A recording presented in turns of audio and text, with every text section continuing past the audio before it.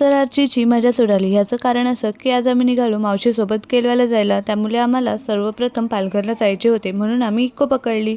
आत्ताच पाऊस पडून गेल्यामुळे वातावरण खूप थंडगार झाले होते. गाडीतही खूप थंड हवा येत होती. त्यानंतर आम्ही पाहिली एक घोडागाडी. सर्वप्रथम आम्ही गेलो ते म्हणजेच पालघर येथील श्री स्वामी यांच्या मठामध्ये.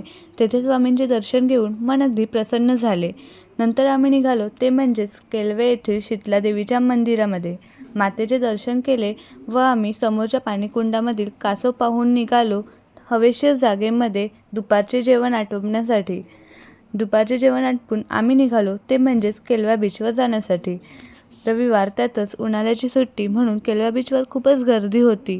थांबा थांबा, आरची आणि मावशीची मजा तर पहा. त्यांची तर वेगळीच मजा चालली होती.